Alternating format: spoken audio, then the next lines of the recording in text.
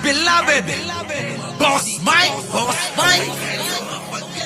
Cervera. Pala, ang nagsampa ng Kaya mga kababayan, kahit ganyan-ganyan si ate, mga kababayan, gumaganda sa paningin ng iba yan.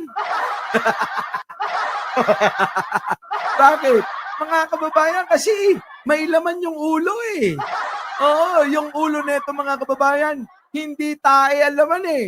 Oh, eto tingnan nyo ha. Panoorin ninyo. Pasok! So, si Trillanes pala ang nagsampa ng kaso laban kay Tatay Digong. So, bakit nyo sinisisi si PBBM? Kung natatandaan nyo, nung senador si Trillanes, nung presidente si Tatay Digong, di ba sinabihan ni Tatay Digong si Trillanes na may trililing? Yes, totoo yan. Di ba tawanan tayo, natutuwa tayo. Ano ngayon, napala natin? Yung ulit sabihan ng may trililing si Trillanes. Kung maraming alam to si Trillanes, di ba? Tinatawanan lang natin noon na may trililing siya. Ayun, oh. Nag-trililing tuloy tayo. Ay! Sabi ko sa inyo eh. Alam nyo, mga kababayan ko.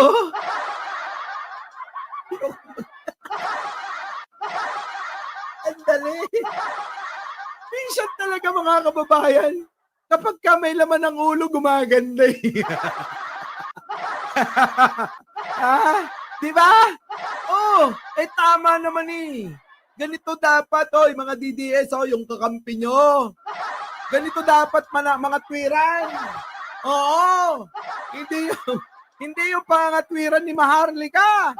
At saka ni Banat Bay, ha? Kasi sabay-sabay eh. Di ba? Eto na. Panoorin uli natin, mga kababayan.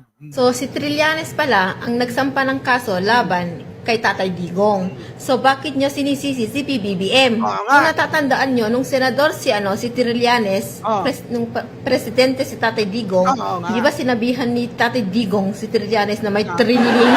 Tama! Sinabi ni Trillanes ni Digong, mga kababayan. Tapos anong ginawa ninyo? Porke presidente, pinaniwalaan. Gamit-gamit ngayon, mga kababayan, ng mga kababayan, ng mga mangmang. Gamit-gamit, pagka sinabing Trillanes, trililing. Putik na yan, hanggang ngayon, gamit-gamit nyo pa rin. Ayun na nga, nakulong na nga yung taong sinampal nilang kaso. Dapat nga magpasalamat kayo. Sabi ko nga mga kababayan, si Trillanes, hindi na yan pang mayor. Dapat yan ibalik sa Senado. Tama po ba? Pero dahil sa pagmamahal niya sa Caloocan, mga kababayan, ayan, tumakbo. Dahil nakakita naman ng tatargetin na abusadong mga politiko. Diba, Luis? Thank you naman. Oo. Sabi rito ni Luis, watching from East Coast. Oo, justice for the innocent EGK victims. Lock him up! Grabe, mga kababayan. Thank you naman, ha, Luis. Oo. Diba? Oo, thank you daw. Sabi ni Marian Tomas na taga Hong Kong. Diba, Along? Yari ka dyan. Maniwala ka sa akin. Bakit ka mo? Along, bakit?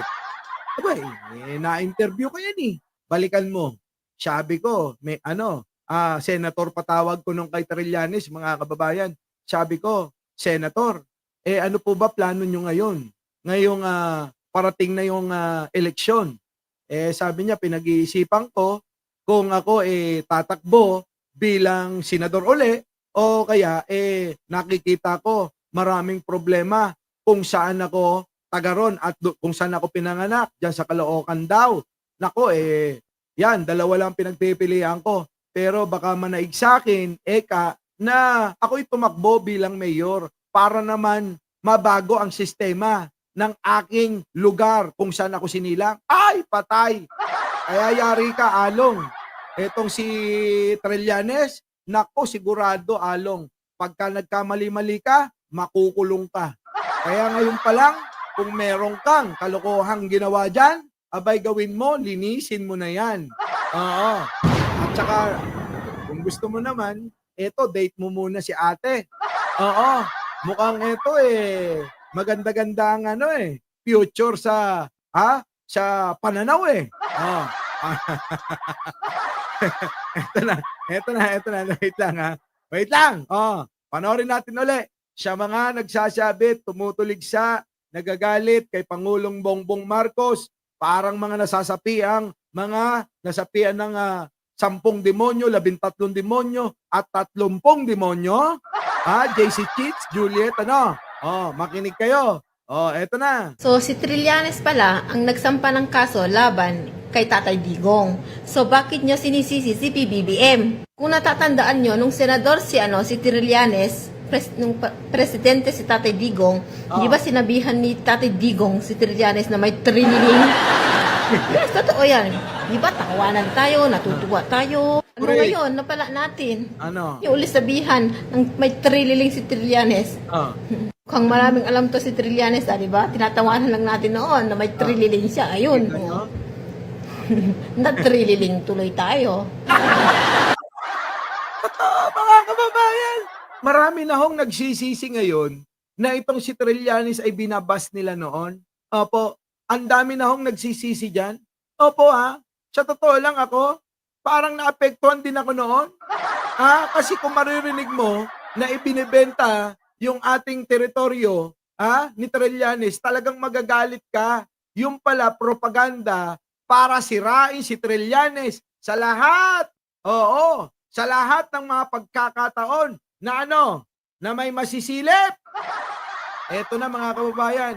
Alam nyo, sabi nila mga kababayan, ano't anuman ang pagtatago mo sa katotohanan, lalabas at lalabas yan. Ngayon lumabas mga kababayan, ang katotohanan na ginawa lang ni Digong kay Trillanes ay sirain yung kanyang pagkatao. Pero mga kababayan, talagang ganon. Kung sinong mabuti, yun madalas ang alin napapasama dahil sa pagmamahal sa bayan. Tingnan nyo mga kababayan ko, naalala nyo pa ba? Sino? Naalala nyo pa? Sino? Si Apolinario Mabini, ang utak ng Katipunan. Kita nyo, biruin ninyo yung mga kababayan namatay ng walang nakakaalam. Alam nyo yung kwento na yan? Si Apolinario Mabini, mga kababayan, ay itinapon ng mga, ito, history para matuto kayo. History to ha. Alam nyo naman ako, pwede na nga akong historian eh. Si Apolinario Mabini, matapos ang digmaan, Amerikano at Pilipino, ay itinapon sa Hawaii. Tinapon sa Hawaii, nagkasakit ng cholera, mga kababayan, check nyo pa. Ang sanhi ng pagkamatay ni Apolinario Mabini ay cholera.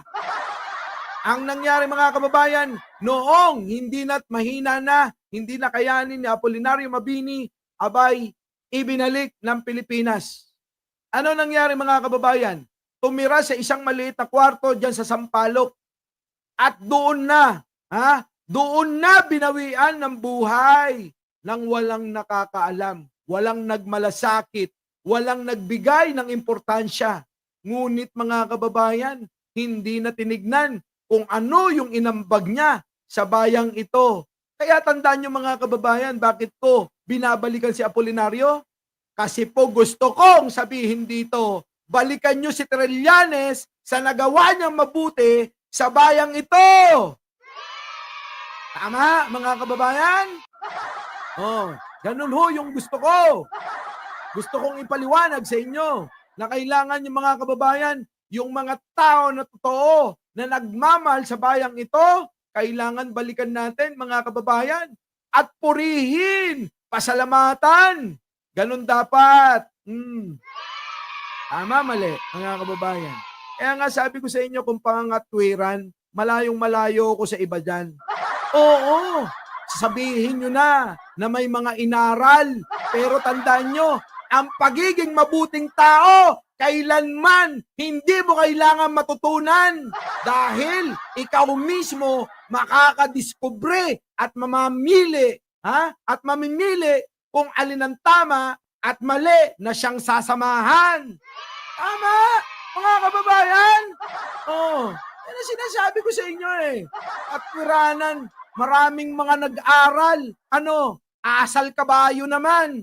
Hindi lang mga mukhang kabayo. Talagang asal kabayo yan. Oh, di ba? Sorry. Kalma, Boss Mike. Baka madulas ka.